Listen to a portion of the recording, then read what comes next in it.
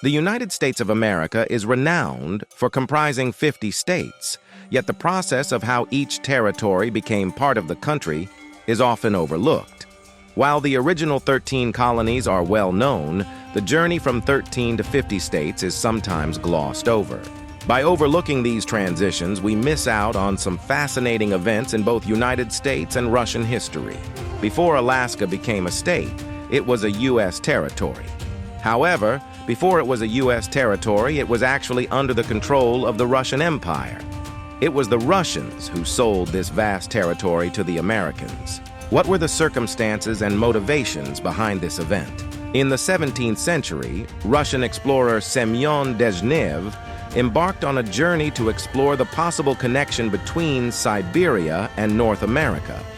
However, there are differing accounts of the outcome of his expedition, and the Russian government remained unaware of his findings. Seeking to resolve the question that Dezhnev had set out to answer, Tsar Peter the Great of Russia decided to organize another expedition in the early 18th century.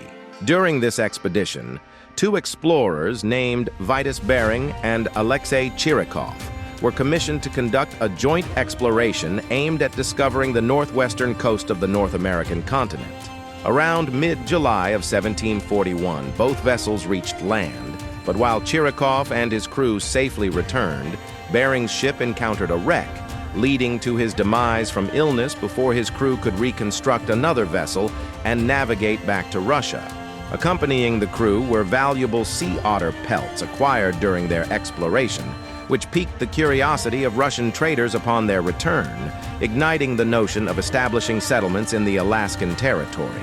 Initially, Russian traders established hunting and trading outposts along the Aleutian Islands to facilitate trade with Russia due to the distance and difficulties of transporting goods.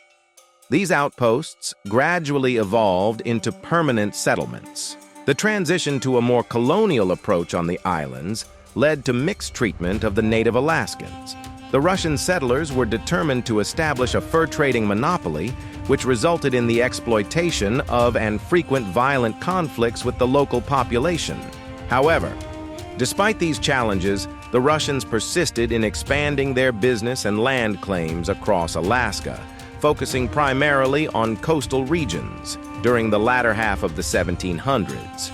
In the early 19th century, the Russian-American Company was founded after Nikolai Petrovich Ryazanov secured exclusive rights to the fur trade from the Tsar. The Russian-American Company, under the agreement between Ryazanov and Tsar Paul I, aimed not only to conduct trade, but also to advance Russia's colonial endeavors. True to its mission, the company established Fort Ross in California and Fort Elizabeth in the Kingdom of Hawaii.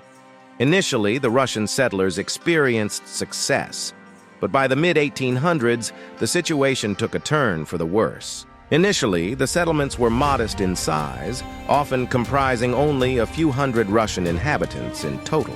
Moreover, the distance between the Russian capital and the Alaskan territories posed significant logistical challenges, making travel and communication arduous. Additionally, the Russian-American Company faced a period marked by mismanagement and inefficient business practices, further complicating matters. Consequently, the combined factors resulted in a significant downturn in profits from the Alaskan territories, forcing the Russians to depend increasingly on trade with nearby British and American interests. Ultimately, the Crimean War dealt the final blow to the Russian efforts in Alaska. Already struggling with the declining fortunes of the Alaskan settlement and facing mounting financial burdens at home, the war exacerbated their difficulties and dashed any hopes of reviving the fortunes of the Russian-American Company. A new strategy was imperative to prevent a costly and humiliating setback as Russia sought to retract its territorial claims. During this period, Russia harbored significant apprehensions regarding the intentions of the British. Escalating tensions between major global powers, exacerbated by the Crimean War, heightened the Russians' awareness of the precarious position of their Alaskan colony. The geographic remoteness of the Alaskan territory made it exceedingly challenging to defend, especially considering its distance from the Russian capital and mainland. Compounding this vulnerability was the proximity of British territories in Canada, which presented a potential avenue for British incursion into Alaska. Amidst strained relations with Britain and improving ties with the United States, the idea of selling Alaska to the Americans appeared increasingly favorable to the Russian government. In the 1850s, Tsar Alexander II, motivated by concerns about British dominance in the region and seeing an opportunity to strengthen Russia's ties with the United States, initiated discussions about the possibility of selling Alaska to the Americans. The Russians eventually presented the offer to the Americans. But with the outbreak of the American Civil War, Washington was too preoccupied to seriously consider it. Nevertheless, Russia remained determined, and the proposal had garnered some support. In 1848, the American Secretary of State Seward declared that our population is destined to roll resistless waves to the ice barriers of the North and to encounter Oriental civilization on the shores of the Pacific, indicating the United States' clear stance on the idea of further expansion. Thus, Russian authorities continued negotiations regarding the sale of Alaska with American counterparts in the subsequent years.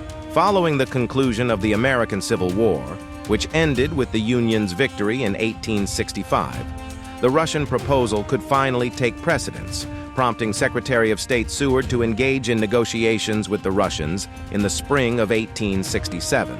After negotiations regarding the appropriate price for the sale, both parties ultimately settled on the remarkably low sum of $7.2 million for the entire territory.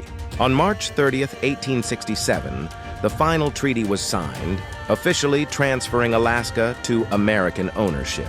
Interestingly, both the Russian and American presses were initially hesitant about the exchange. Russian newspapers criticized the notion of selling off a colony that had brought significant profit and required substantial effort to establish. Conversely, American perspectives often downplayed the value of Alaska, referring to it dismissively as nothing more than an icebox. Certainly, the Americans would soon come to realize the immense value of Alaska, but at the time, the deal received enthusiastic support primarily from the politicians directly involved. Certain accounts suggest that native Alaskans may have felt a sense of relief to be liberated from the harsh rule of the Russians.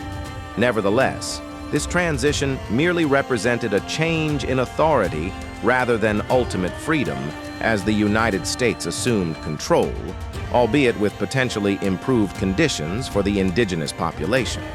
Following the sale, towards the end of the 19th century, the Klondike Gold Rush spurred a rapid influx of gold miners rushing to the newly acquired Alaskan territory. In a remarkable turn of events, the region once dismissed as an icebox was swiftly transforming into a lucrative opportunity. American earnings directly from Alaska surged, marking just the beginning of the exploration of natural resources within the soon-to-be state. Today, Alaska's annual gross production typically exceeds $50 billion, with ample reserves of oil and other resources still present within its boundaries. Additionally, the state operates without sales or income taxes. Its strategic military positioning is also advantageous, providing a safer stance for the U.S. compared to the alternative scenario of Alaska remaining under Russian control. So, why did Russia sell Alaska to the United States, despite its numerous benefits and the comparatively low sum received? The simplest explanation boils down to money. Operating and defending a distant overseas territory like Alaska, particularly in proximity to rival powers, proved to be both risky and financially burdensome for Russia. Although the venture initially showed promise, mismanagement and logistical challenges associated with maintaining communication and supply lines between Russia and Alaska led to the economic decline of the Russian-American company. Furthermore, the concurrent financial strain brought on by the Crimean War made it untenable for Russia to sustain its overseas expansion efforts or retain control over the Alaskan colony. Indeed, the decision to sell Alaska was largely driven by Russia's desire to avoid potential military conflict with Britain. safeguard its finances, and mitigate the ongoing challenges of maintaining control over a distant and costly territory. Absolutely, the strategic considerations and diplomatic aims of neutralizing potential threats while fostering friendly relations were indeed significant factors in Russia's decision to sell Alaska to the United States. By transferring ownership to the U.S., Russia aimed to alleviate the burden of maintaining the territory, mitigate geopolitical tensions, and establish a beneficial relationship with America. Indeed, while the sale of Alaska may have appeared to be a questionable decision at the time, it ultimately served Russia's strategic and economic interests. Meanwhile, for the United States, acquiring Alaska turned out to be a stroke of luck, leading to the discovery of valuable natural resources that significantly contributed to its economic development. Overall, it's a fascinating chapter in both Russian and American history, showcasing the complexities of geopolitics and territorial acquisitions.